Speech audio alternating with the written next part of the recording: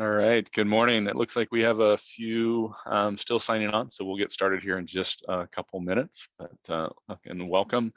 Thanks for being here today, and we'll get started here in just a minute or so.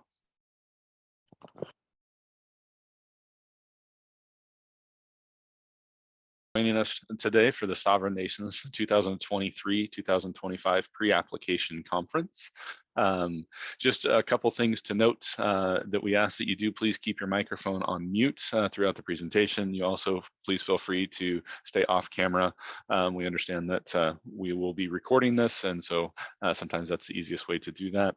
And then also we are going to be using the Zoom, the chat function for questions. So please do make sure that you open up the chat function, and we will be pulling those questions into a document on off the screen to be able to address those questions throughout the presentation this morning. Next slide, please. So just a quick welcome. My name is Paul Sell. I'm the Youth Development Oregon Youth Grants Re-Engagement and Systems Manager. So appreciate you joining us today, and I'll be helping to facilitate some of this conversation as well as some of the cute questions behind the scenes. We're going to do a quick introduction, so I'll turn it over to Molly Burns. Good morning, everyone. My name is Molly Burns. I am a re-engagement grant manager. And Bill? Good morning and welcome, everybody. Thanks for being here. My name is Bill Hansel. I'm a grant manager and youth policy analyst. Good morning, everybody. I'm Abraham Magana, and I'm the community grants manager. Go ahead and pass it to Sally. Good morning, everybody. I'm Sally Deck. I'm the grant manager and policy analyst for Future Ready. Melissa. Good morning, everyone. Melissa Gallardo. I provide executive support for Youth Development Oregon. Jessica. Good morning, everyone. I'm Jessica Solano. I'm an administrative specialist. Bethany. Good morning, everyone. I'm Bethany Moreland. I am the Oregon Department of Education procurement specialist associated with these RFAs, and I will pass it to Cord. Good morning. My name is Cord Bucher. I'm the Deputy Director of the Youth Development Division, Youth Development Oregon. I'm going to talk for a minute about Governor Kotek's 3 priorities that she's identified for the upcoming budget. We wanted to mention this because this is not something we've addressed in our RFA. We wrote the RFA in the fall and winter to try to get it out by March 1st. And so we didn't yet have these priorities on hand whenever we were developing the questions for the grant. So we wanted to mention them and talk about how they might be things you look at as you're developing your proposal. So the governor identified 3 priorities for her administration. They are building housing and reducing homelessness, access to mental and behavioral health and addiction services, and improving outcomes in early literacy and K-12 schools. So all 3 of these areas have been the focus of YDD grants in the past, but we wanted to call attention to them today. You're not required to address these priorities, but are encouraged to consider where and how your programs or services align with the priorities. 1, 2, or all 3 of these things could be an aspect of the work you propose or the focus of it. And if these are issues that you're seeking to address among tribal youth, we encourage you to pursue grants to support them. Around homelessness in particular, the governor issued an executive order that directs state agencies to prioritize reducing and preventing homelessness. And so the RFA is not restricted to serving youth at risk of or experiencing homelessness, but we just want to point out there's a lot of flexibility in how YDD funds can be used to address this and meet young people's needs. So shelter services, housing supports and stabilization, different types of training and supports for youth who are experiencing or at risk of homelessness are all things that our grant funds have been and could be used to do. And so if you have ideas about how you would want to use grant funds, particularly around the area of homelessness prevention, and you're not sure if it's acceptable, just ask. You can ask that today. You can submit questions to Bethany, the single point of contact, if you're thinking about doing something and just want to know if it's a way you could use grant funds. Our goal is just to remove policy barriers around homelessness prevention, around behavioral and mental health services, addiction services, and of course, we want to support educational success, and our grants are a great way to do that. So with that, I'm going to pass it back over to Melissa and let her take it away. All right. I think I got it, Melissa. Thank you. So again, thank you, Cord, for sharing that brief information. Also, we just want to make note that before this conference was scheduled, Brian, our director, which I know many of you know, was scheduled to be off today with family. So he does send his appreciation to everybody joining the call today, but will not be able to join us on that. Also on this slide, just to note that our statements and responses to questions addressed during this presentation are considered non-binding until published in the official Q&A or question and answer document as part of the RFAs. So please do refer to the published RFA and any addendum for official RFA information, which is posted on our website. And again, Bethany Moreland is on the call, who is our single point of contact for all 3 of these RFAs. Next slide, please. We just want to, again, keep our mission and our vision as well as our equity statement clear and out in front of us as we do this work and that partnership with our tribal nations and the sovereignty that all of our tribes do. We really want to recognize and support as part of our efforts with these grants. So appreciate, again, everybody being on the call with that and joining us today. So just as quick overview, you can see here that we're going to address a few burning questions, and then we're going to move into the RFA timeline, which is fairly common across all RFAs.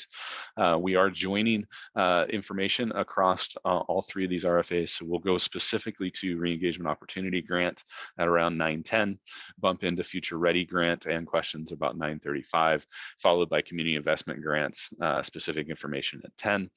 We will try to guide this conversation to be close to those timelines. We will try not to start prior to the ones listed there. So if one of these grants is not of interest to you, please feel free to stay on the call, but work on other things behind the scenes within that. And then lastly, about 10:25, we're going to come back and Abe's going to present some common RFA requirements and evaluation, which are common across all of our RFAs.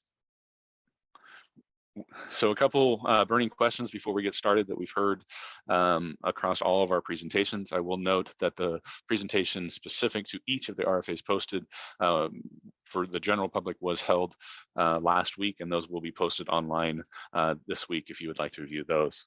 But when does the RFA close? And this is for all 3 of the RFAs. The closing date is Monday, May 1st, 2023 at 5 p.m. And then you can see some questions there around how many applications can you submit. So your organization or your tribe can submit multiple applications as part of the YDD 2023-25 youth grants. And then you can see the questions break down in terms of community investment, re-engagement opportunity, and future ready. So community investment, you can submit multiple grants to across initiatives or in the same initiative. For the re-engagement opportunity grant and the future ready grant, the tribe can only submit 1 application as part of that application process. In this next slide, you can see that the grant period is for the 2023-2025 biennium. So grant funds would become available or reimbursable back to July 1, 2023, and must be expended by June 30, 2025. Organization or tribes would receive a reimbursement for these grant funds. So all of our grant funds across these RFAs are reimbursement based. Just to note, there is a startup fund available as part of your grants, which is your total award amount, which will be part of your total award of amount, excuse me. And then also grantees can request reimbursements either on a monthly or quarterly basis. The next piece there, what is required to submit your first claim. So obviously that executed grant agreement, you would work with your grant manager to have an approved work plan as well, or I believe it's called a project plan this round. And then also all EGIMS processing approvals would need to be complete. So during this presentation, if you have questions, please do add them to the chat box. We will be working to address those throughout after each individual section or individual information for each RFA. And then after the presentation, please do submit those questions to our single point of contact as listed on the first page of the RFA. So our timeline, this is a kind of a summary of the timeline that's remaining of the RFAs. You can see that all questions for and requests for clarification are due to a single point of contact by April 5th. We will work to provide those answers on or around April 12th. And then your request to change a region. So if someone is serving if providing services and a majority of those services outside of the designated region, then to request that change would be at the close of the RFA, and it's detailed on how to do that in the RFA. Closing again is May 1 at 5 p.m. And we are working to have the notice of intent to award out by July 1, 2023. Again, today we are going to talk about 3 of the RFAs that are part of our youth grants portfolio. We're going to begin with the re-engagement opportunity grant. Just a note, you can see that re-engagement collaborative grant is grayed out. That grant will be launched after the intent to award for the re-engagement opportunity grants are sent. We're going to follow that by the Future Ready grants. And then lastly, we'll close out with community investment grant information. And you can see all 4 of those initiatives listed there. I believe now it's going to go to Molly to talk about the re-engagement opportunity grants. Okay, thanks, Paul, and thank you everyone who's here today. As Paul mentioned, I will be sharing a little bit about the 23-25 Re-Engagement Opportunity Grant, RFA. And just to get started, I wanted to pause for a moment on why re-engagement. Every year, there are thousands of Oregon youth who haven't completed high school 5 years after entering. In the last 2 5-year cohorts combined, that added up to more than 11,000 youth. In 2019, the Oregon State Legislature called for the establishment of a statewide re-engagement system. And the goals of that system are reconnection to education, high school completion, career pathways and post-secondary education and training for re-engaged youth, and collaboration networks. And so this re-engagement opportunity grant is really set within that statewide re-engagement system. The purpose of the re-engagement opportunity grant is to serve youth ages 14 to 24 who left school or are at high risk of leaving without completing high school. The goal of the re-engagement opportunity grant is high school completion. Re-engagement programs help youth achieve equitable education and career outcomes through re-engagement services and activities. So the age range is 14 to 24. You're not required to serve the entire age range, just youth within those ages. For this 23-25 re-engagement opportunity grant, there are 2 levels of funding. And for that higher tier 2 funding level, that level is available to current re-engagement grant recipients. So that would be the YDD 21-23 re-engagement opportunity grant recipients, as well as the 22-23 re-engagement collaborative grant recipients. For the purpose of this brief presentation, I'm just going to focus on the tier 1 level of funding. And if you're a current re-engagement grant recipient, you can refer to attachment I in the RFA, where there's a side-by-side comparison of tier 1 and tier 2 requirements. So the tier 1 award range will be between $75,000 to $250,000 for the 2 years of the biennium. The entities that are eligible to apply for the re-engagement funds are on the screen, and you'll note that federally recognized tribes are eligible entities for re-engagement funds. At this point, I'm going to talk a little bit about the grant requirements. And so the first one is that successful applicants will serve eligible youth. And an eligible youth is a person who meets one of the 4 eligibility criteria, which are on your screen.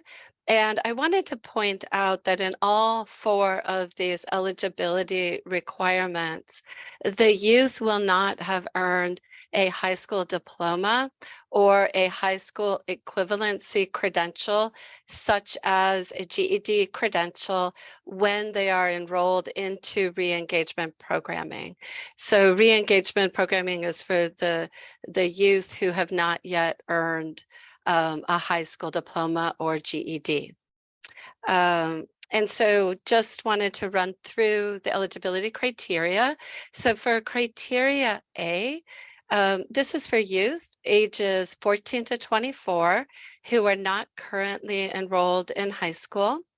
In criteria B, these are youth ages 14 to 21 who are defined as a dropout by Oregon law. In criteria C, this is for youth ages 14 to 24 who are recommended to a re-engagement program. The list of entities who can recommend a youth for re-engagement services, this is by rule, are on the slide. And just to point out that federally recognized tribes are one of the listed entities that can directly refer youth into a re-engagement program. And finally, the 4th eligibility criteria, criteria D, is for youth ages 16 to 21 who are enrolled in high school and are behind in credits and have had irregular attendance. And so the re-engagement opportunity grantees need to serve the eligible youth as displayed. You don't need to serve youth in all 4 of the criteria. You just need to be able to serve eligible youth. Okay, so on this next slide, we're going to look at the required re-engagement services.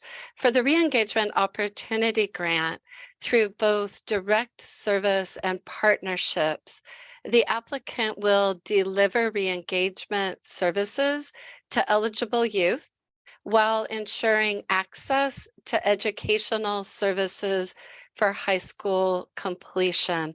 And so the basic RFA requirement is that the re-engagement program offers 1 or more re-engagement services. And the re-engagement services are outreach services, educational services, one-on-one academic and career coaching, and or case management, college and career services, supportive services, and post-completion services for the youth that you re-engage into your re-engage programs in order to support their transition to career and college after they've earned their high school credential. So as I mentioned, the educational services is going to be a required component of the re-engagement program. So educational services which deliver specialized education, training, or supportive services that are structured and lead to high school graduation or GED completion for the re-engaged youth must be made available to program participants. And so this doesn't mean that the applicant necessarily is the one who's providing the educational services, nor do educational services need to be provided through the re-engagement funds. So it's just a program requirement to make sure that a youth enrolled in re-engagement has access to educational services. Educational services are varied. They include credit-bearing diploma track high school education, academic remediation, credit recovery, GED options, or other types of GED preparation and testing programs, as well as post-secondary access. Okay, so on this next slide, we'll look at the required re-engagement partnerships, and successful applicants to the re-engagement opportunity grant will work with re-engagement partners who will aid in providing one or more of the re-engagement services. Examples of the re-engagement partners are listed on the slide. And to apply for this grant, there is a partnership documentation upload requirement. So applicants must provide at least one letter of reference or support to document partnerships from current, former, or intended re-engagement partners or other service providers. Please note that federally recognized tribes may submit letters of reference or support from agencies within their tribe in order to fulfill the partnership documentation upload requirement. And in the RFA, you will also note that there's an educational services component of this partnership documentation requirement. So if you, as the applicant, are providing the education services directly, then the letter that you upload is going to indicate other re-engagement services through the partnership. And then if you as the applicant are not providing the re-engagement services, but a partner will be providing the but the partner will be providing the educational services, then the uploaded partnership document must indicate how youth will have access to educational services. Okay, and so for my final slide, just to talk a little bit about participant verification requirements. And so a successful applicant will be required to ensure that the youth who are enrolled in re-engagement programming are eligible for re-engagement as indicated in the eligible youth criteria that we talked about a few slides back. Successful applicants will also be required to monitor and report on participant educational progress, and successful applicants will also be required to report individual level participant information, which includes talking to individual youth at intake and exit to capture information. So at this point, I'm going to pause and see if there were any questions for us. So Molly, at this time, we don't actually have any questions. So I do want to hit a pause and see if there's anybody on the call that has questions that may need to unmute or wants to express that. Bill, if someone does express a question verbally, if you don't mind capturing that, would be great.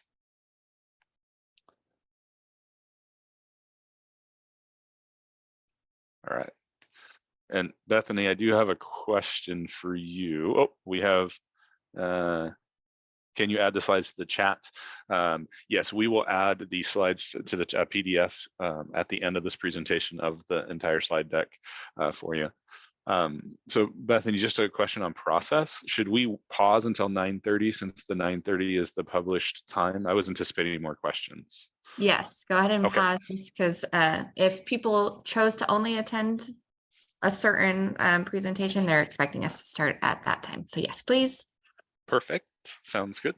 So we are going to hit pause. We'll continue to monitor the chat with that, and we will start. We'll be a little ahead of our agenda on this slide deck.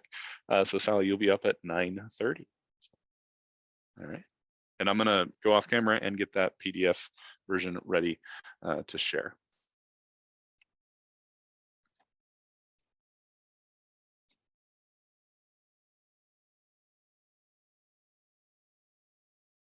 They'd like to ask, please do feel free to unmute and ask the question with that. Sally, I don't know if you need anything. I believe Molly's going to be sharing the screen for you to get the slide deck up. Yep, looks like we are ready to go. I'll just give it another minute or so before we get started. Sounds good. Oh, I would also note one of the questions about the slides being loaded. So yes, that'll be loaded at the end of this presentation. We'll also upload the recording of this to our website, which I believe happen sometime early next week, that we'll have that uploaded on there as well.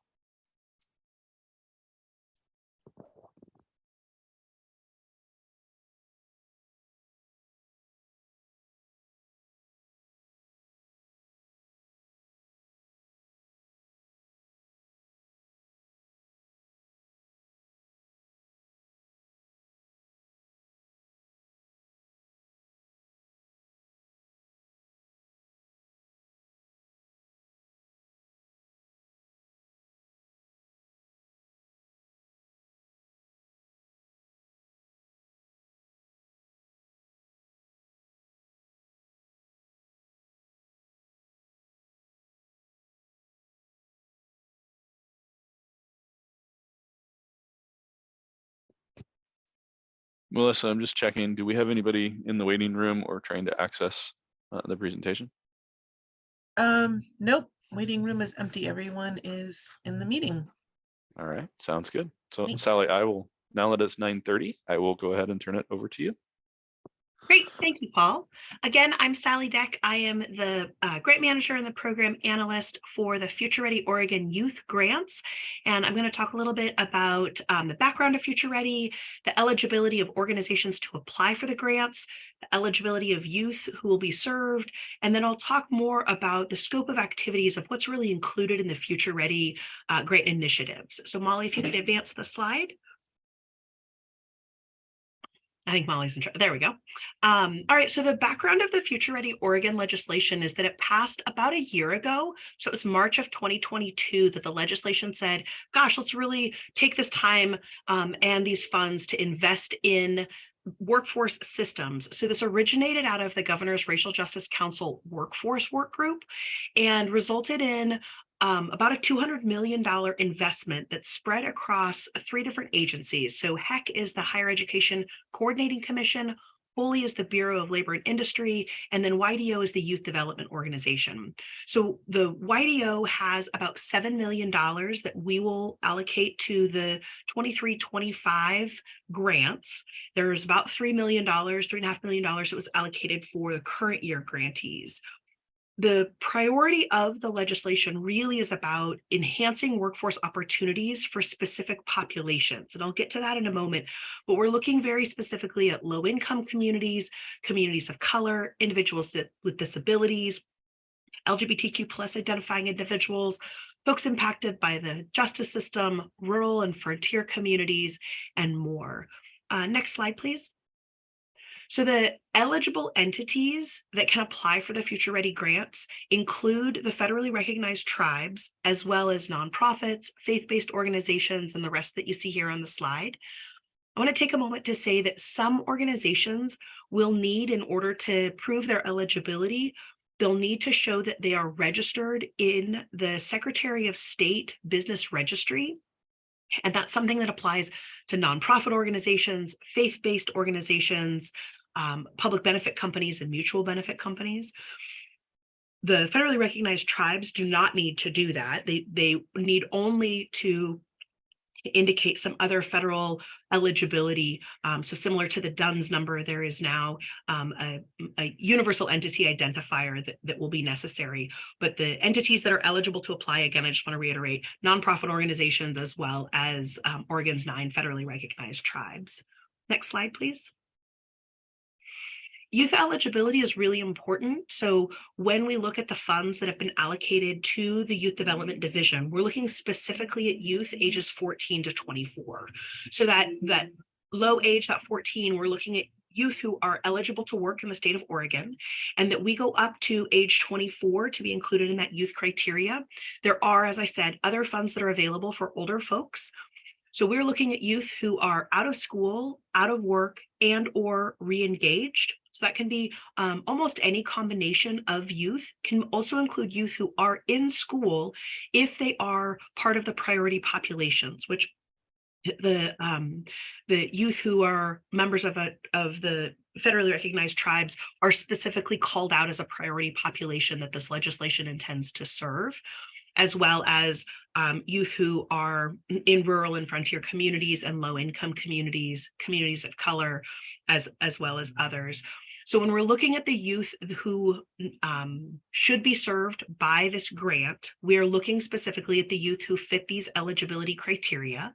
The age range is very strict. The priority populations is somewhat less strict. So if you have youth who fit in this priority population, as well as youth who are not specifically named as a priority population, or who do not wish to be identified in our data report as belonging to one of those priority populations, it is totally okay to use the funds for those youth as well. We're just really looking for a concentration on the priority populations. And again, a requirement that the youth be within ages 18 to 24.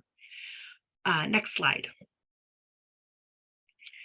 So the scope of activities for the Future Ready grants are really quite critical. And so what we're looking at is, again, youth who are out of school and or unemployed and or re-engaged, and that the grant programming would include career exploration and skill development services that very critically lead to sustainable living wage career opportunities. So there are two parts to this grant. The first is that every successful applicant will have programming that is about essential employability skills training. And on the next slide, I'll talk a little bit more about what that includes.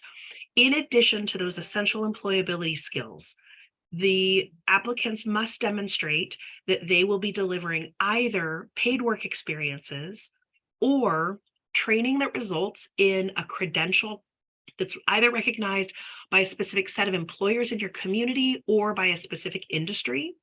And then the third choice is job placement with job coaching.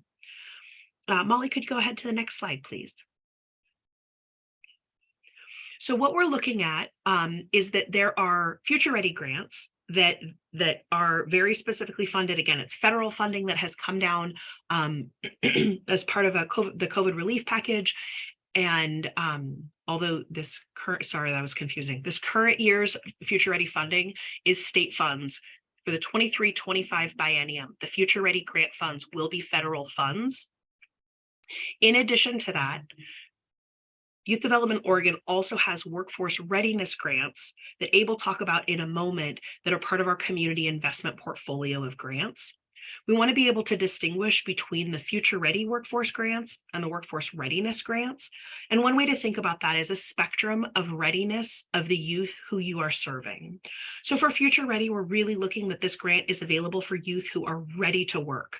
They are ready to take on a paid work experience. They need some essential employability skills training, but that they're ready to get to work. Whereas in contrast, the workforce readiness grants that we have in the community investment portfolio, those are for youth who are not yet ready to work. And that may mean that they are younger, that they're still in a stage of career exploration, that they are needing additional stabilization services, perhaps because they have that they're doing reentry work after having been involved in the justice system.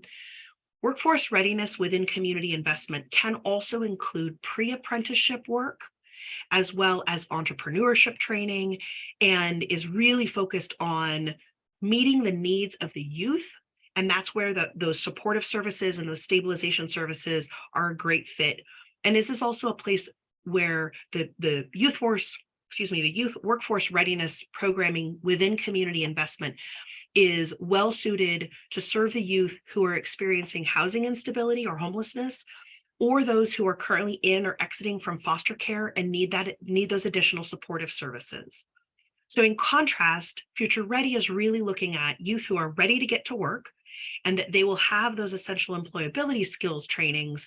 And then in addition to that, they will also have a paid work experience. So really focusing on youth who are ready to hit the ground running and simply need opportunities and access to higher wage career opportunities. And that's where we have the paid work experiences, the job placement and coaching, and then the specialized training. What the grants do have in common, and you'll see this in the middle of the slide, that center column, is that all of these grants require detailed individual level data reporting for these youth, and that the youth are ages 14 to 24.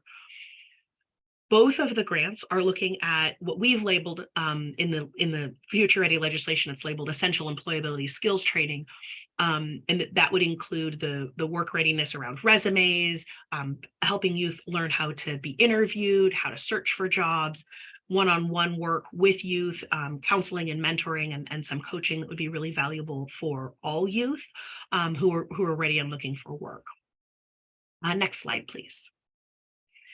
So if what I've said causes you to think, gosh, which grant should I apply for? We've created this slide with the hopes that it can help you determine with your workforce programming which grant is better suited for you to apply for. And so the ILMA's decision tree, really what we're looking at is distinguishing, do you intend to use YDD funds to pay youth wages? And if you do, then Future Ready is likely a good place for you to apply for this grant, whether the program is existing, currently in operation, or it's a new or pilot program that you're looking at. That if you intend to use the funds to pay youth wages, Future Ready is a good fit. In contrast, if you don't intend to use the YDD grant funds to pay youth wages, then if the program is already in operation, the Youth Workforce Readiness grants would potentially be a strong fit for your program application. If the program is new or it's a pilot program, then that's where the Youth Solutions Grant comes into play and can be used to meet the needs of a new or pilot program. And next slide, please. What this tells us is that we are to the point of question and answer. And if there are any questions that have come in relative to the Future Ready Youth Grants or questions about the workforce grants and how those might differ, I would love to answer those.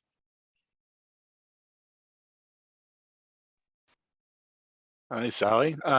Right now, we actually do not have any questions submitted. So again, I would hit pause. And if those of you if on the call would like to unmute and undo your camera to ask a question directly, that is totally fine.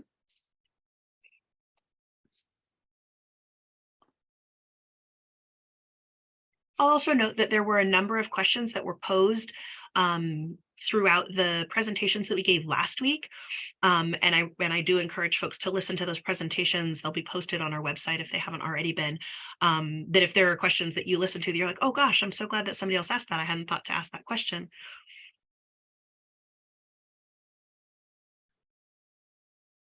Looks like a question just came in the chat asking to share a little bit more about the detailed grant reporting with these grants. Paul, do you want to try to tackle that, or would you like me to?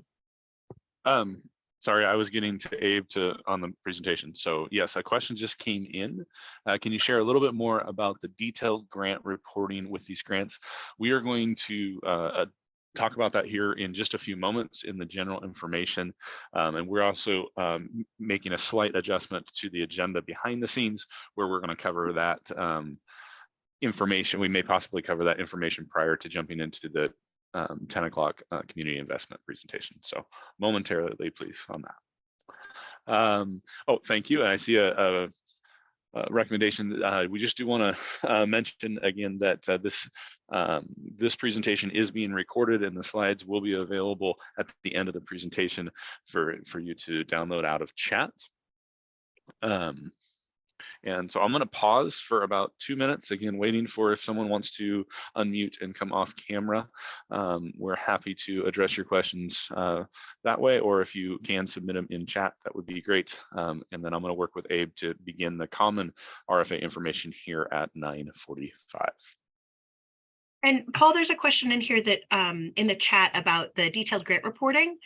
And I'm going to start to answer that. And then Paul, if you could fill in the blanks, that would be great.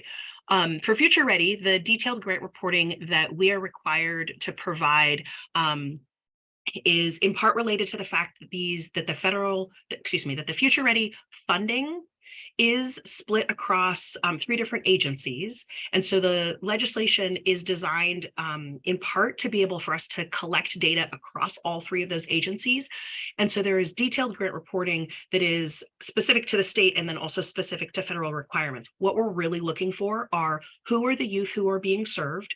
And so there will be personally identifiable information that will need to be collected from the youth, in addition to race, other demographic information. And then for Future Ready, we're really looking for detailed information about which youth worked in which area. We're looking at the number of hours that a youth worked, the wages that a youth earned. Those are the level of details that we need. And then obviously that information is disaggregated when it is shared, but it is expected that the grantees be able to collect that individual level of data. Paul, is there anything you'd add to that? Actually, I was gonna, Steve, Andrew, would you like to hear it on re-engagement as well?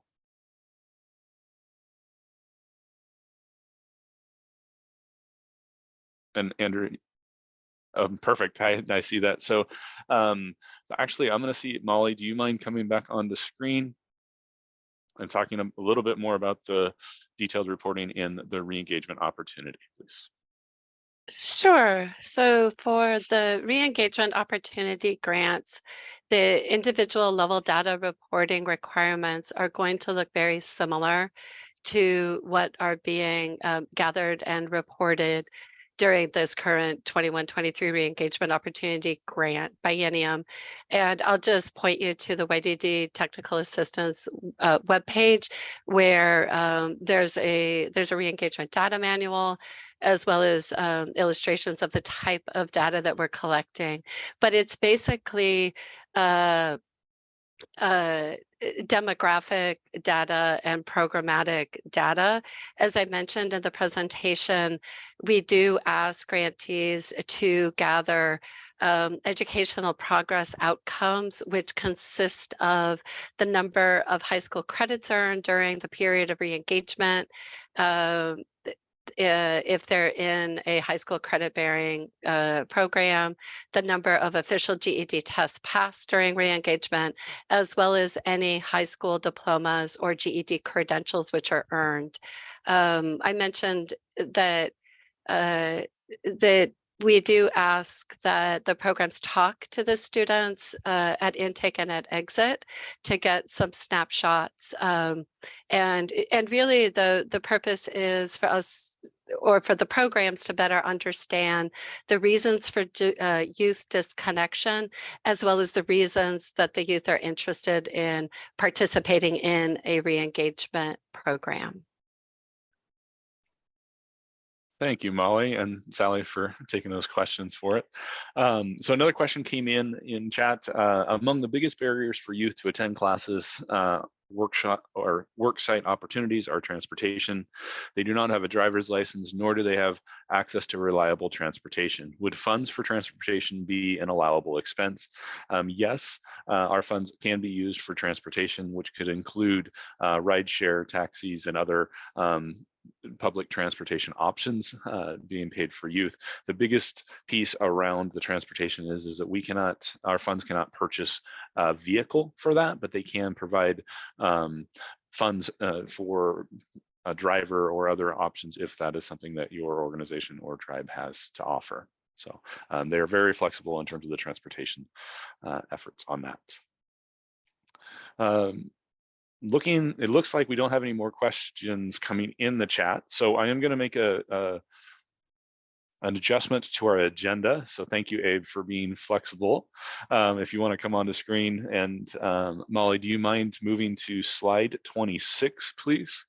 And just for the record, so that we have it on the video, we are going to adjust the agenda and cover the common RFA elements, and it's 9:47. Abe's going to take it over here in just a moment, and then after he finishes the common RFA elements, we will at 10 o'clock start the community investment specific information. All right, Molly, Abe, Sally, just checking in. We good, or do we want to turn it over to Abe to present? All right. Sure. What slide number did you want me to jump to? Slide 36, please. 36. Sorry. I too was like, All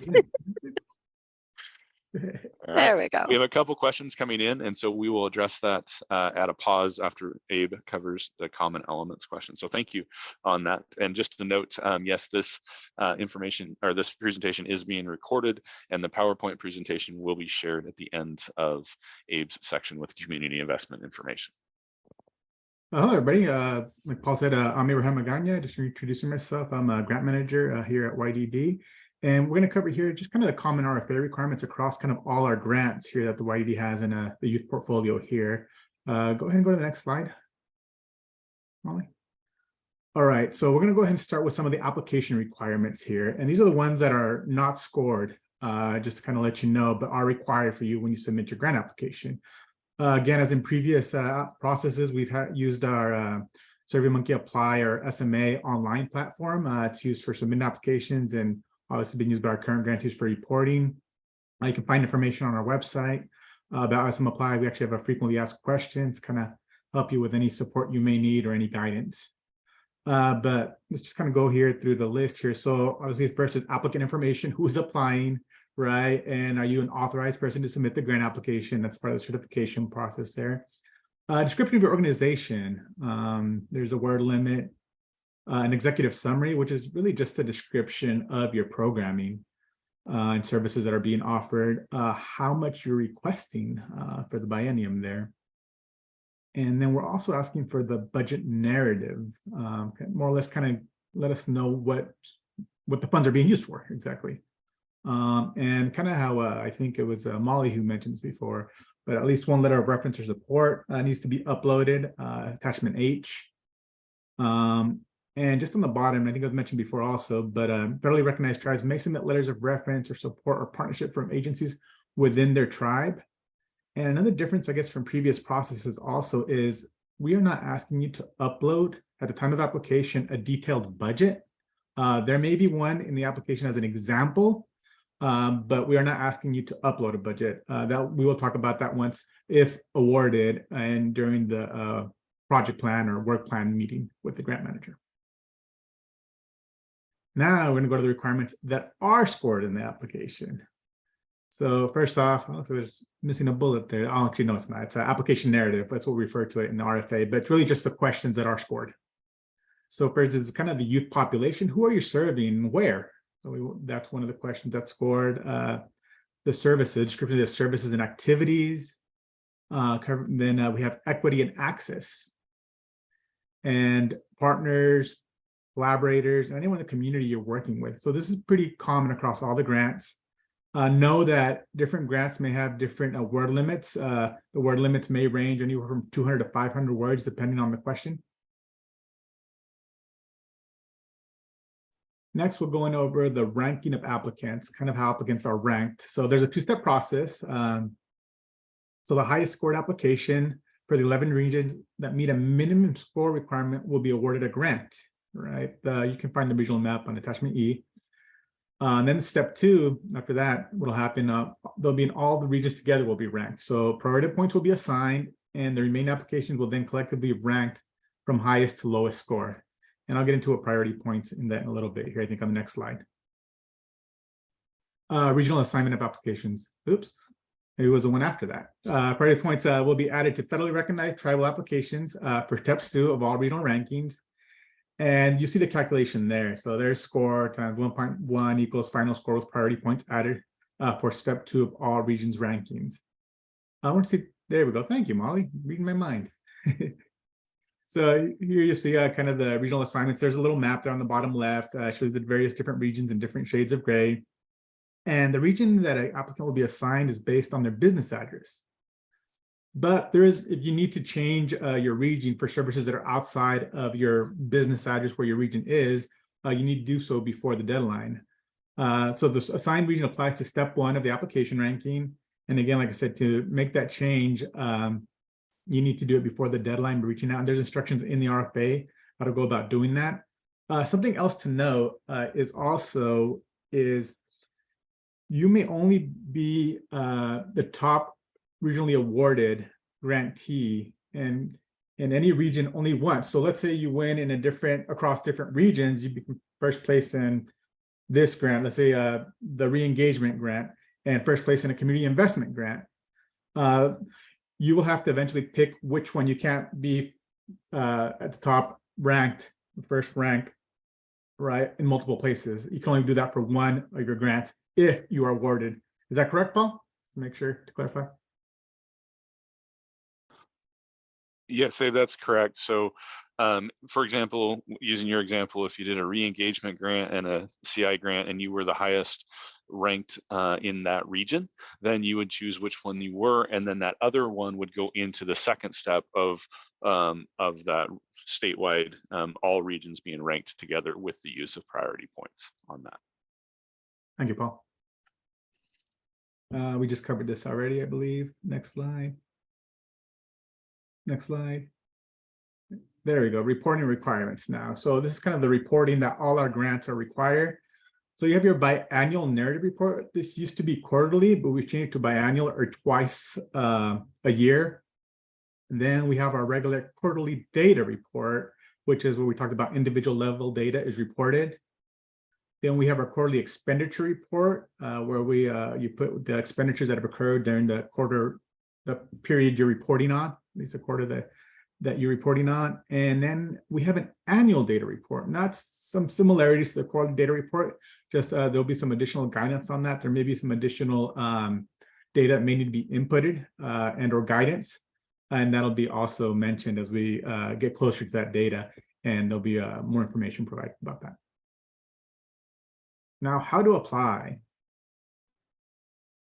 Do we want to stop there actually and take questions, Paul? Yes, let's go ahead and hit pause just for a second. And just a note on the detailed data reporting within CI. Abe, I'll have you to make sure that you cover, if you don't mind, making sure you cover that during the CI specific presentation. So going on a couple questions, there was a question about more detailed information regarding the transportation. So if it is a rural area and there's not public transportation available, what alternatives are there to use for transportation? It's a great question, and I think it's something that we really want to research a little bit more in detail, just to see if there is any flexibility around that purchase and what we can pay for around a vehicle, but also want to note that leasing of a vehicle is permissible, as well as paying a staff member to drive a vehicle. The main piece would be is that capital investment is what we really have to be aware of within these grants. So if you leased a vehicle during the time frame of this grant from 2023 to 2025, that would be an expense that could be paid for the grant, as well as a driver of that vehicle on that. Just want to see, Cord, did you have anything you wanted to add to that? I appreciate you working behind the scenes on that as well. Sure, Paul. Yeah, one of the things I dropped a couple of questions, and I know that we had a grant in the past that did also support payment of insurance costs to help a young person get car insurance. So obviously that is not, that can be paid permanently, but at least in terms of the initial outlay to pay for 6 months of insurance for you to be able to if a youth has a car and the need is for the cost of driver's education, driver's license, car insurance, gas cards, would be another use. So the costs around transportation are definitely things we can support. The main limitation has been around the capital purchases of vehicles, either for organizations or to give to participants. That's something we've generally not allowed in grants in the last few years. But we will kind of revisit that question and come up with a final answer in the published version. Absolutely, and that covers it. No, and I think the other note, because I think it is a really important question, especially within this presentation, is if you are successfully awarded one of these grants, you will work with your assigned grant manager during a project plan. And so the details around transportation and what kind of best needs, as well as maybe research and some other ideas, can happen during that point as well. So just as a kind of a note, recognize that it's a big challenge for in that. Another question just came in: can funds be used to pay tuition for community college training programs and class? The general answer is yes. There is some specifics around some of the requirements within who the eligible youth can be served, as well as which grant type it is. So I would refer you back to the RFA specific information on that, but generally speaking, yes. Want to check in if Molly and Sally have any responses that they'd like to add to that question. No, I think that covered it. Perfect. Sounds good. All right.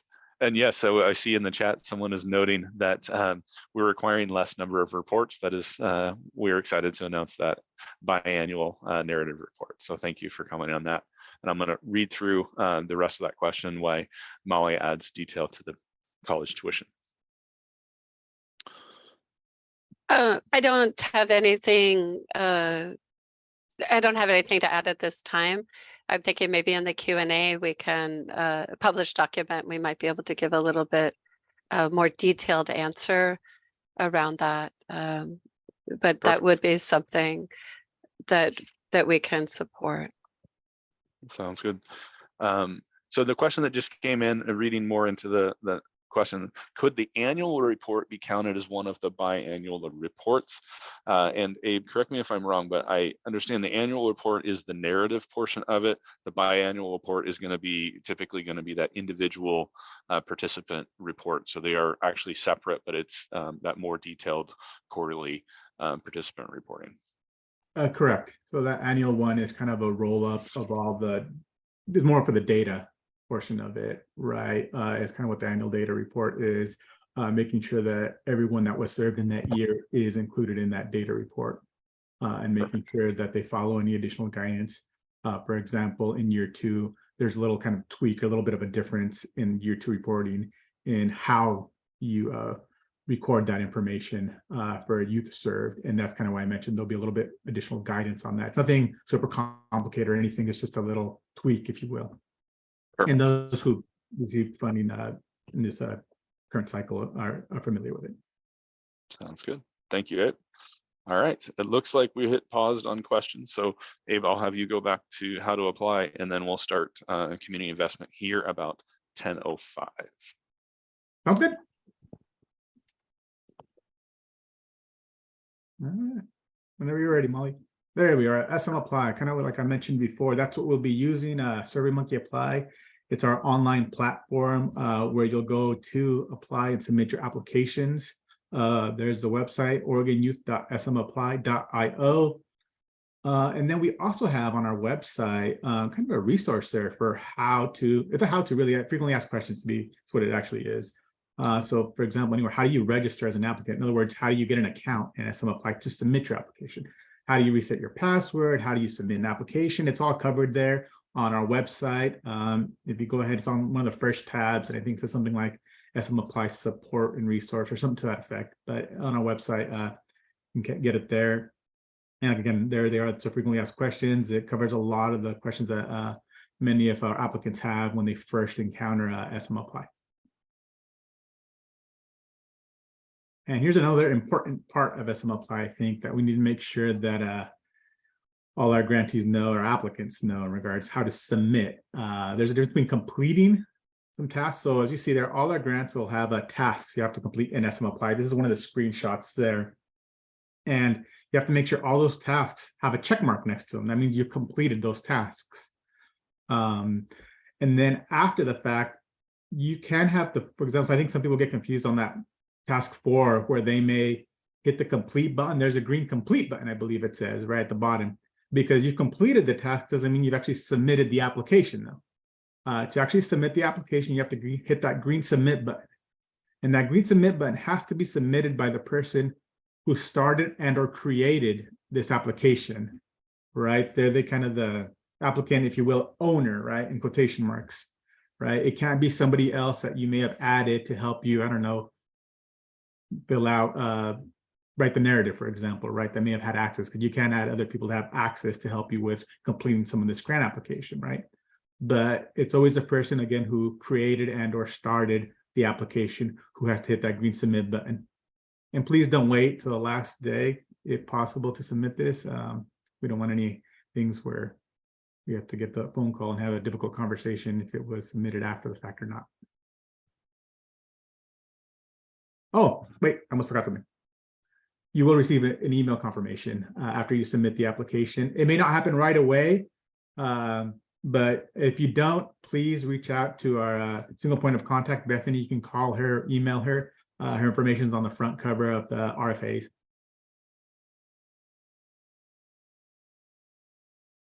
Perfect.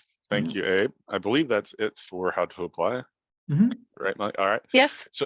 So Molly, we're going to need to go back to slide 26. So again, we'll just do a brief pause here as Molly gets us situated to talk about the community investment grants.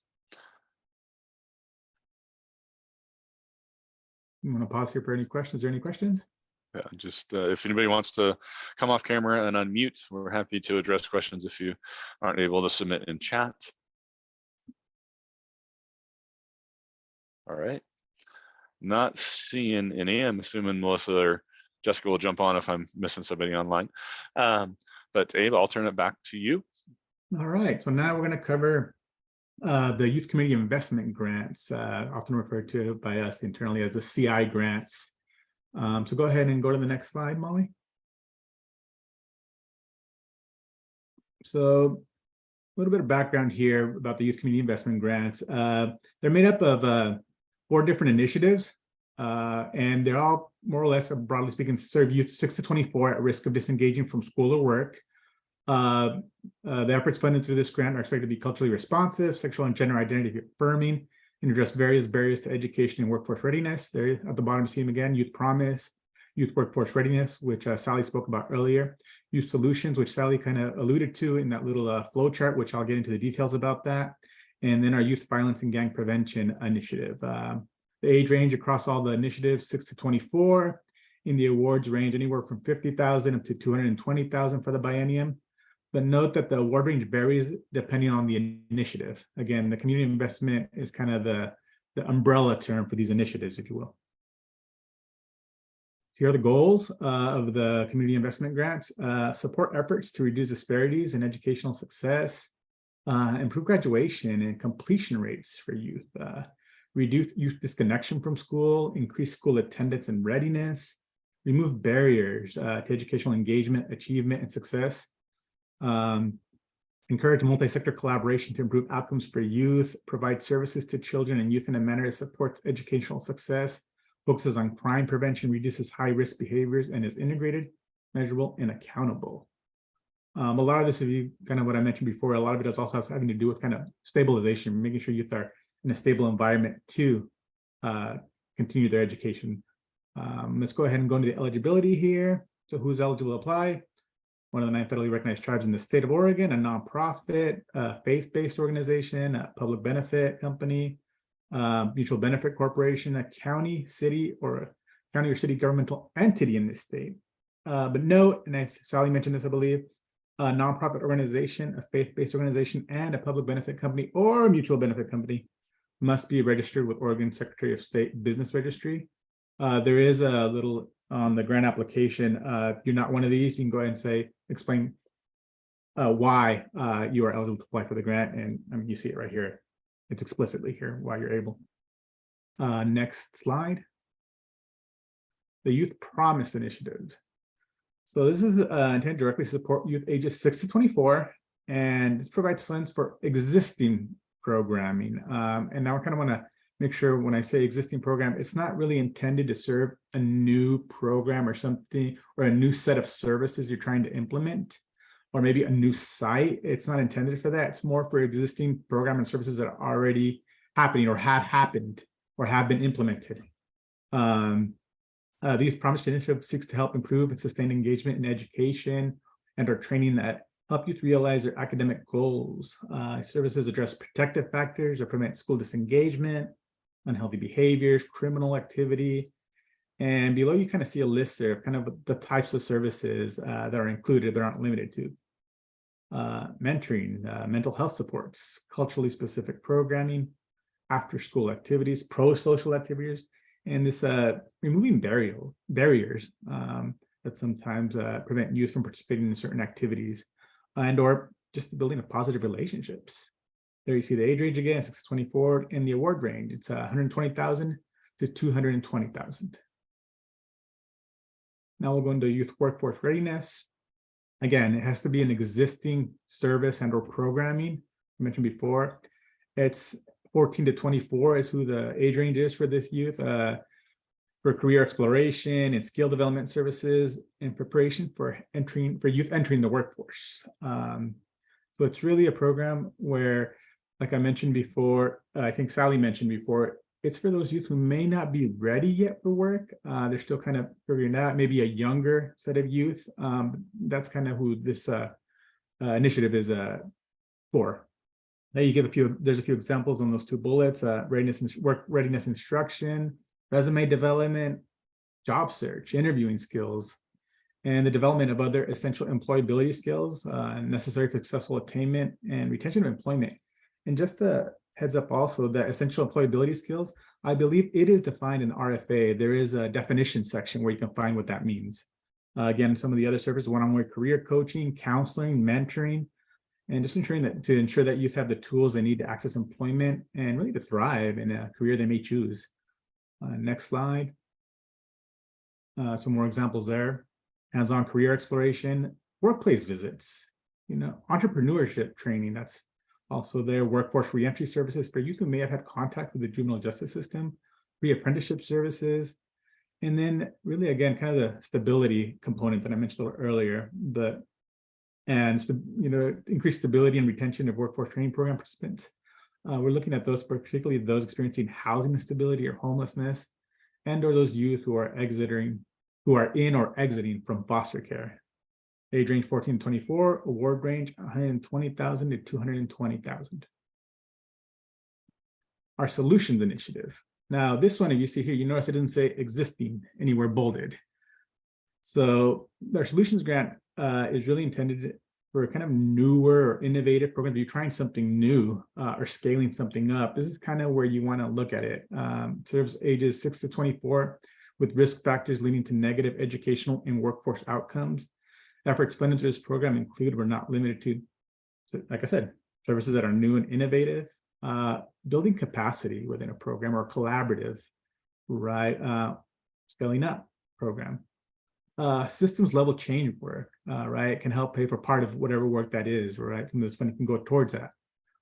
Middle school age career exposure, mental health and or drug treatment services, supports for youth experiencing homelessness, and funds that may be going toward kind of restorative justice practices or efforts.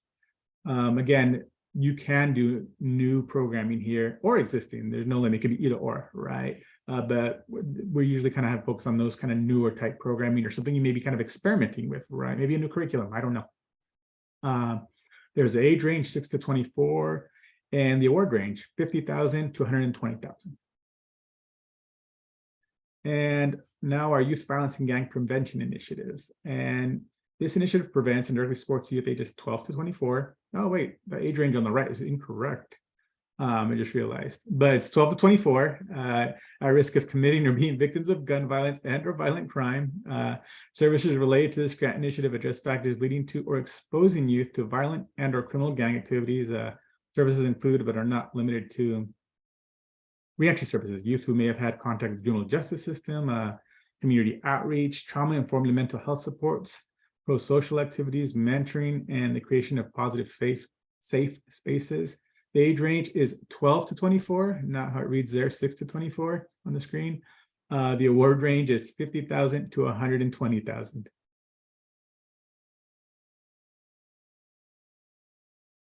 I think that completes it. We'll go ahead and open it up for questions. All right, thank you, Abe. So just to kind of draw us back to that specific data requirements around it, youth solutions is our broadest category and can require some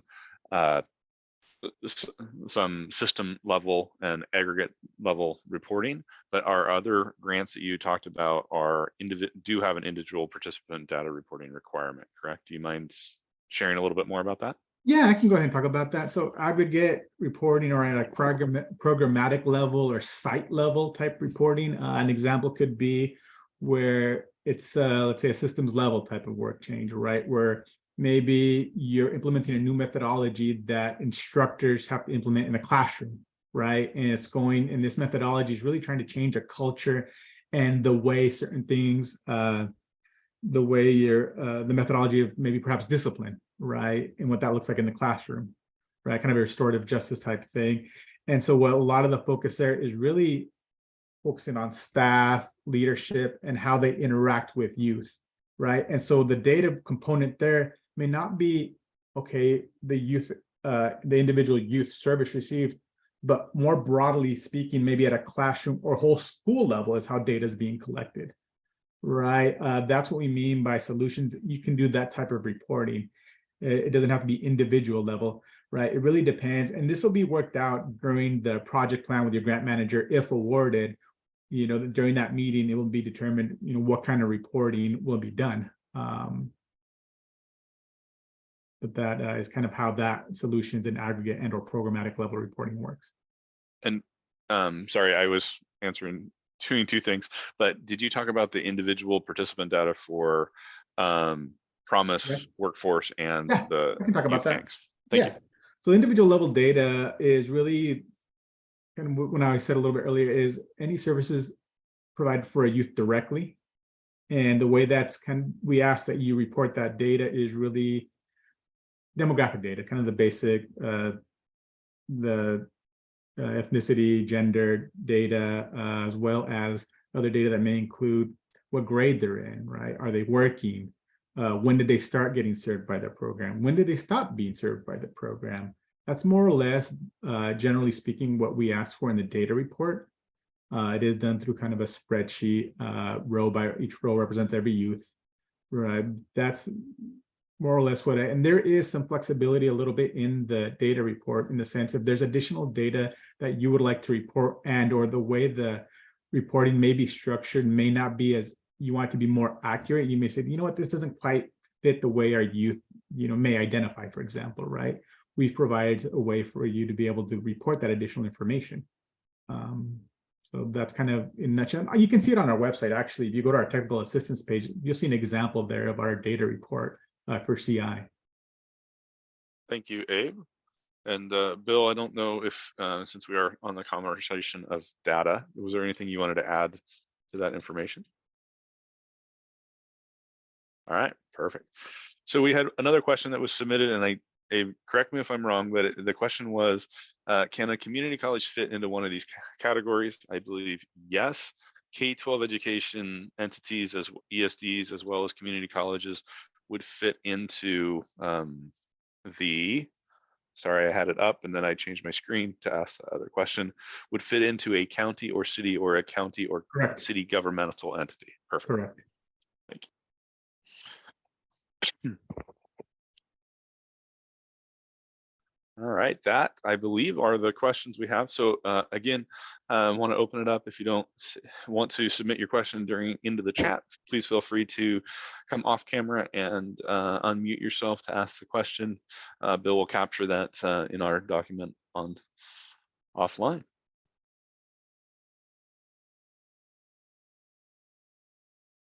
All right.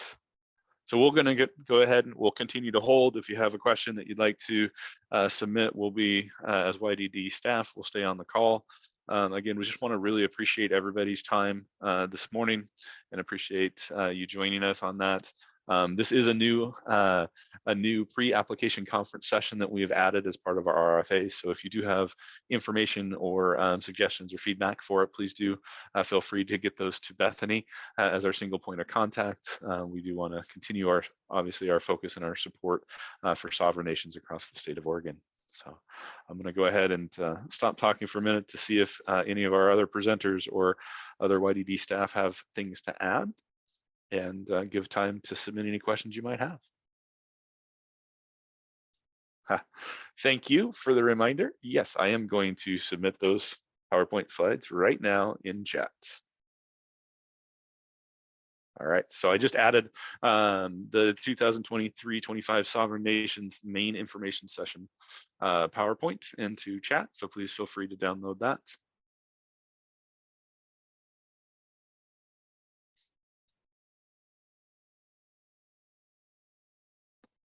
All right, and just as a reminder, as people are signing off, thank you. I appreciate the kind words. We will get this this presentation uploaded, the video of this presentation uploaded online here in the next few days, early next week. So please visit our website to get the official question and answer responses published, and those will be published on or around April 12th, if not before.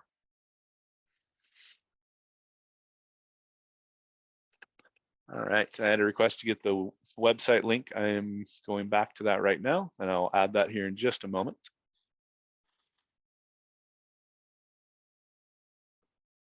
Or if someone else has it quicker, please feel free to grab it for me. Maybe Melissa, you have it? Perfect. Melissa's super quick on that, so thank you, Melissa.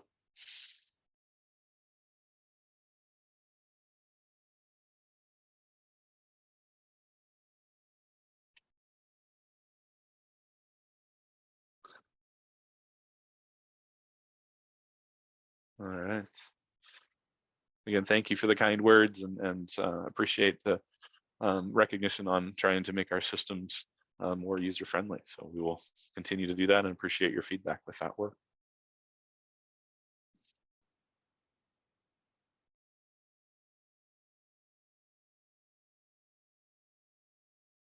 All right.